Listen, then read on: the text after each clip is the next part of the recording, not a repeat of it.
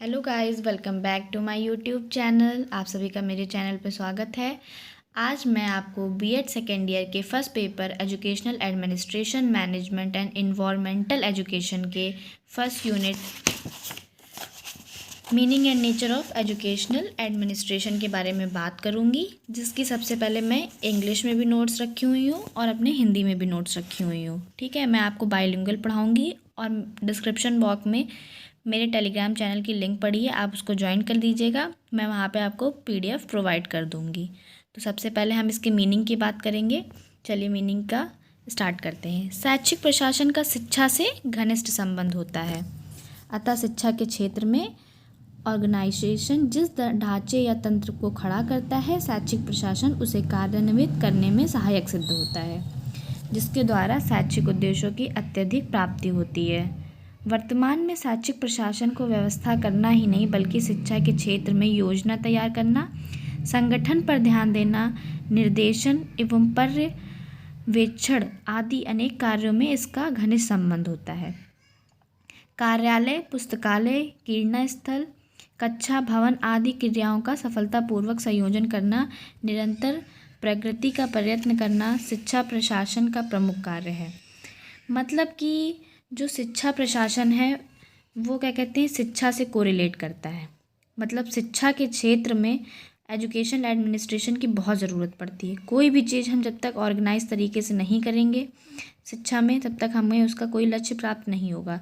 तो इसका यूज़ कहाँ कहाँ होता है? योजना तैयार करने में, संगठन पर ध्यान देने में, निर्देशन, पर्यवेक्षण, अनेक कार्यों में इसका घनिष्ठ संबंध होता है। कार्यालय, पुस्तकालय, क्रीड़ा स्थल, कक्षा, भवन आदि क्रियाओं का सफलतापूर्वक संयोजन करना तथा निरंतर प्रगति का प्रयत्न करना ही शैक्षिक प्रशासन का प्रमुख कार्य है। ठीक है, अब हम इंग्लिश में देख लेते हैं। Education administration is a discipline with the study of education. मतलब कि इसका भी एजुकेशन से कोरिलेशन है। The examines the administration theory and practice of education in general, education institution and educators in particular. The field of ideally distinguishes itself of administration and management through the adherence of guidance principle of education philosophy।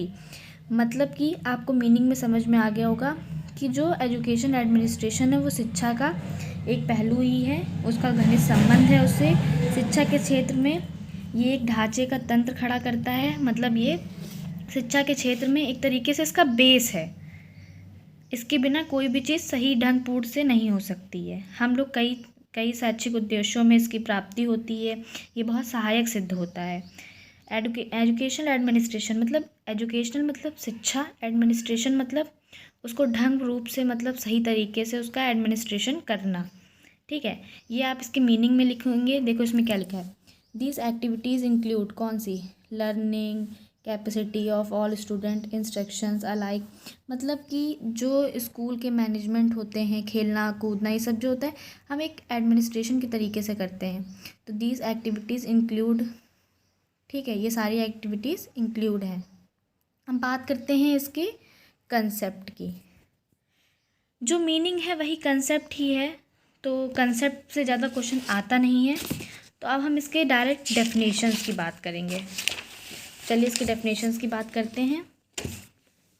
ये देखिए, ठीक है, ये इसकी definitions हैं। तो आपको जो है डेफिनेशन सही लगेगी आपकी लैंग्वेज में वो लिख दीजिएगा। इनकी डेफिनेशन बहुत अच्छी है।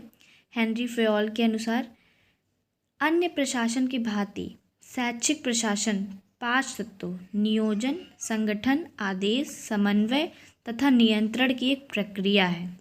मतलब कि जो एडमिनिस्ट्रेशन है, एजुकेशन एडमिनिस्ट्रेशन है, वो प्रोसेस है 5 एलिमेंट की, जहाँ पे आप प्लानिंग करते हैं, फिर उसको ऑर्गेनाइज करते हैं, फिर डायरेक्शन करते हैं, कोऑर्डिनेशन करते हैं एंड कंट्रोल करते हैं। मतलब आप अगर शिक्षा के क्षेत्र में हैं तो आप कोई भी काम कर रहे हैं, बच्चा खेल रहा है, एग्ज़ाम दे रहा है, कुछ भी कर रहा है, तो उसमें एक पूरी प्रोसेस होगी जहाँ पे आप पहले प्लानिंग करेंगे, फिर ऑर्गेनाइज करेंगे उस चीज़ को, डायरेक्शन होगी उसकी कि किस लिए आप उस चीज़ को ऑर्गेनाइज कर रहे हैं, कोऑर्डिनेशन होगा उसमें एक, और कंट्रोल भी होगा। तो ये सारी चीज़ जो होती है वो एडमिनिस्ट्रेशन के अंदर आती है। और हम पढ़ रहे हैं एजुकेशन एडमिनिस्ट्रेशन, तो मतलब शिक्षा में जो एडमिनिस्ट्रेशन होता है। मॉर्ट और रॉस के अनुसार शैक्षिक प्रशासन का अर्थ है छात्रों के विकास को निर्धारित उद्देश्यों की ओर मोड़ना। मतलब इसका अर्थ है, इनके अनुसार इन्होंने कहा है कि जो छात्रों के विकास होता है उसमें निर्धारित उद्देश्यों की ओर मोड़ना, अध्यापकों को साधन के रूप में प्रयोग करना तथा संबंधित जन समुदाय को उद्देश्यों तथा उनकी प्राप्ति के साधनों की ओर प्रेरित करना। ठीक है, ये रॉस के अकॉर्डिंग हो गया। अब हम बात करेंगे, डेफिनेशंस और भी हैं, मैं आपको PDF प्रोवाइड कर दूंगी टेलीग्राम चैनल पे, आप सब देख लीजिएगा। ठीक है, और चैनल को ज्वाइन कर लीजिएगा। बहुत सी डेफिनेशंस है, जो आपको अच्छी लगे आप वो पढ़ लीजिएगा। ठीक, अब हम बात करेंगे इसके कैरेक्टरिस्टिक्स के बारे में, ठीक है, या इसके नेचर के बारे में। तो चलिए बात करते हैं, ठीक, इसके कैरेक्टरिस्टिक्स के बारे में। देखिए, शैक्षिक प्रशासन एक समन्वित प्रक्रिया है। शैक्षिक प्रशासन का स्वरूप हमेशा गतिशील होता है। मतलब जो शैक्षिक प्रशासन होता है वो हमेशा एक समन्वित क्रिया होती है। ठीक, शैक्षिक प्रशासन का स्वरूप हमेशा गतिशील होता है, ये हमेशा गति में चलता रहता है, ये हमेशा कुछ ना कुछ कंडक्ट किया करता है। शैक्षिक प्रशासन की प्रकृति विद्यालय के कार्यशैलियों में सुधार करना होता है। शैक्षिक प्रशासन का प्रशासन की उपयोगिता पर आधारित होती है। शैक्षिक प्रशासन एक मानवीय प्रक्रिया है। अगर आप एडमिनिस्ट्रेशन कर रहे हैं तो कोई मनुष्य ही कर रहा होगा ना उसका एडमिनिस्ट्रेशन, कोई रोबोट तो करेगा नहीं। शैक्षिक प्रशासन की प्रकृति कार्यशील एवं नियंत्रित होती है। शैक्षिक कार्यकर्ताओं का व्यावसायिक विकास करना। ठीक, बहुत से पॉइंट है, व्यवहारिकता, नीति तथा कार्यक्रम निर्धारण, सभी व्यक्तियों का सहयोग। तो ये सारी इसके कैरेक्टरिस्टिक्स है। इंग्लिश में भी देख सकते हैं आप, ये देखिए, characteristics of educational administration, making all effect and agencies works together in unison.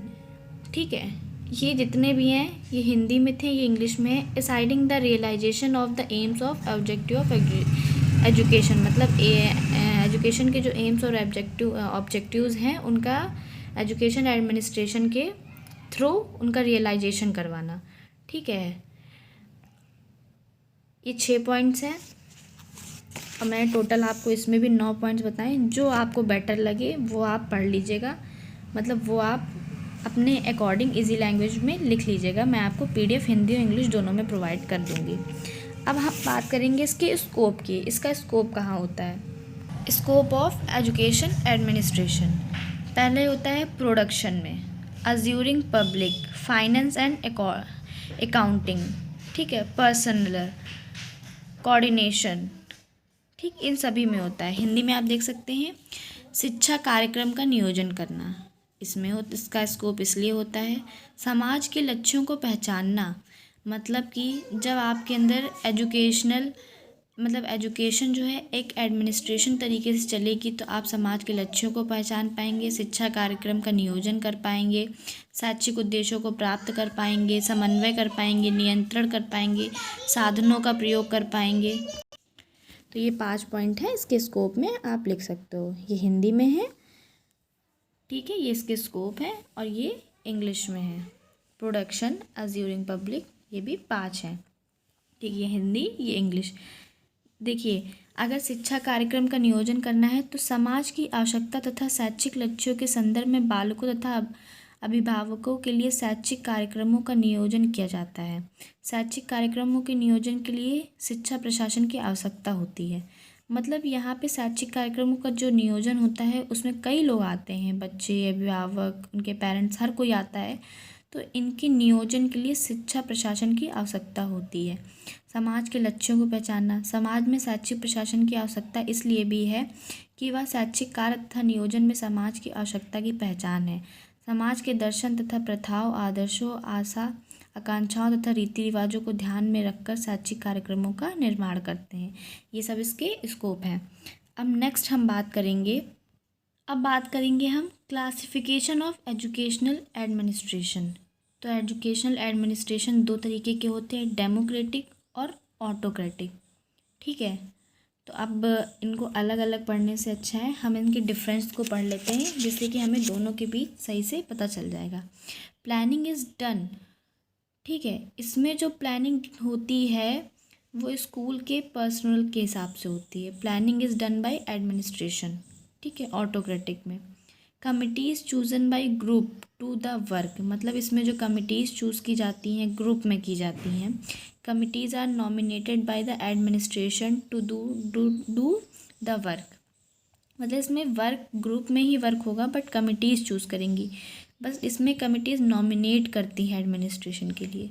The administration discuss problem with staff personal, मतलब इसमें जो एडमिनिस्ट्रेशन होगा वो अपनी प्रॉब्लम्स को स्टाफ से पर्सनली अपनी प्रॉब्लम्स को रख सकता है, बात कर सकता है, डिस्कस कर सकता है। Administration tells the staff personal what to do, इसमें एडमिनिस्ट्रेशन बताता है स्टाफ को कि आपको कैसे काम करना है। Administration respect the personality of the staff, मतलब इसमें जो एडमिनिस्ट्रेशन होता है वो स्टाफ की पर्सनैलिटी को रिस्पेक्ट करता है। Administration embarrasses the staff before the student and parents, ठीक है। Administrator gives the credit to his coworkers, administrator takes the entire credit, मतलब जो इसमें डेमोक्रेटिक में होता है इसमें सब कुछ मिलजुल के काम होता है, और ऑटोक्रेटिक में सब कुछ जो हेड होता है वो एडमिनिस्ट्रेटर ही होता है, जो वो कहेगा, जो वो करेगा, जो वो डांटेगा वो सब उसके द्वारा होगी, प्लानिंग जितना भी रिजल्ट सब कुछ वही करेगा।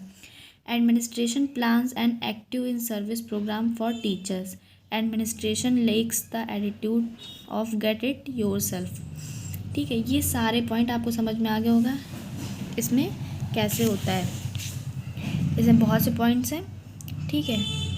देखो इसमें क्या है, administration try to find reason for any wrong act और फेलियर, और इसमें क्या होता है, administrator always fixes responsibility arbitrarily, ठीक है। तो ये जितने भी पॉइंट्स हैं इससे एक बात तो क्लियर हो रही कि डेमोक्रेटिक में जो एडमिनिस्ट्रेटर होता है वो सबको साथ में लेके चलता है, लेकिन ऑटोक्रेटिक एडमिनिस्ट्रेशन में जो एडमिनिस्ट्रेटर होता है वो सब कुछ अपने आप को ही समझता है, वो अपने हिसाब से सब करता है, वो ही सारा संचालन करता है, ठीक है। तो ये difference of democratic and autocratic administration, ये क्लासिफिकेशन है एजुकेशनल एडमिनिस्ट्रेशन का। अब नेक्स्ट हम बात करते हैं टाइप्स ऑफ एजुकेशनल एडमिनिस्ट्रेशन। तो जो एजुकेशनल एडमिनिस्ट्रेशन होता है वो दो तरीके का होता है, एक्सटर्नल और इंटरनल। तो एक्सटर्नल में क्या होता है पहले हम देखते हैं। External control of education in India indicates the influence and direction which are exercised by the educational department of the government, मतलब कि और फिर आगे देख लेते हैं। State formulates the framework of rules and regulation besides prescribing and the curriculum of textbook, ठीक है। तो जो एक्सटर्नल एडमिनिस्ट्रेशन होता है उसमें जो एजुकेशन, देखिए अगर इजी लैंग्वेज में एक्सटर्नल एडमिनिस्ट्रेशन और इंटरनल एडमिनिस्ट्रेशन की बात करें, कॉल आ गई थी सॉरी। एक्सटर्नल एडमिनिस्ट्रेशन का मतलब जहाँ पे जो गवर्नमेंट ने रूल्स बनाए हैं उसको एक एजुकेशन डिपार्टमेंट फॉलो करता हो, ठीक है। देखिए क्या है, India indicates the influence and direction which are exercise by the education department of the government, मतलब जो गवर्नमेंट का एजुकेशन डिपार्टमेंट है उसने जो डायरेक्शन बनाई हो उस अकॉर्डिंग चलना। State formulates the framework of rules and regulation beside the curriculum, मतलब स्टेट्स वहाँ पे फ्रेमवर्क बनाता है कि किस तरह का करिकुलम होगा, क्या होगा, कैसी टेक्स्ट बुक्स होंगी, ये सब करता है। If scales of salaries of various categories of the staff terms and condition of their service code conduct tuition fees and various classes fixation during of the school session, ये सब जो करता है ये सब हमारा स्टेट के अकॉर्डिंग होता है। लेकिन जो इंटरनल में होता है कि the internal administration means the system under which the headmaster of a school manage and directs the day to day programmes, मतलब इंटरनल में एक स्कूल के जो हेडमास्टर होते हैं वो सब कुछ डिसाइड करेंगे कि किस तरह का रूल होगा, क्या चीज़ें चलेंगी, क्या रेगुलेशंस होंगी, क्या एजुकेशन डिपार्टमेंट काम करेगा।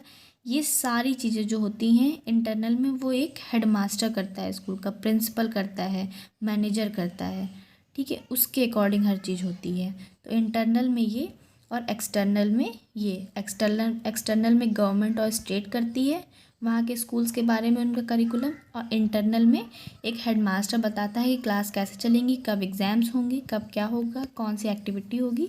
ये इंटरनल में होता है। आपको एक्सटर्नल और इंटरनल में फ़र्क समझ में आ गया होगा। तो गाइज़ अगर ये क्वेश्चन आता है पूरा, ठीक है, क्वेश्चन ऐसे आएंगे, देख लीजिए। Describe meaning nature of educational administration, explain it's objectives and scope. मैंने आपको ऑब्जेक्टिव स्कोप के बारे में भी बताया है, इसके मीनिंग और नेचर के बारे में बताया है।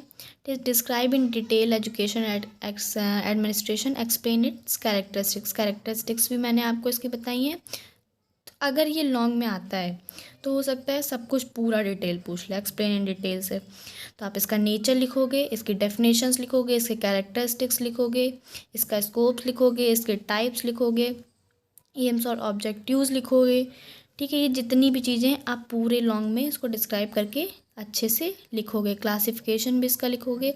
ठीक है, what are the main aims and objectives of educational administration, ये देखिए सारे क्वेश्चन पूछे गए हैं। क्लासिफिकेशन ऑफ एजुकेशन, मैंने आपको क्लासिफिकेशन भी बताया। तो कैसे भी क्वेश्चन पूछे आप लिख सकते हो, आप समझ सकते हो। देखिए मैंने आपको डेमोक्रेटिक भी बताया था।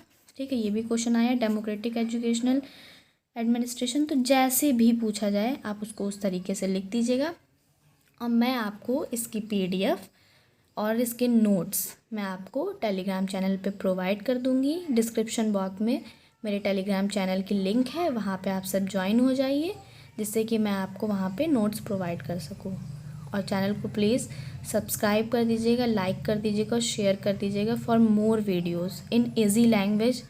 ठीक है, अब मैं आने वाले टाइम पे आपको और भी बताऊँगी कैसे आपको एग्ज़ाम में लिखना है, क्या करना है, ये सब मैं बताऊँगी अच्छे से आपको। ठीक है, थैंक यू सो मच।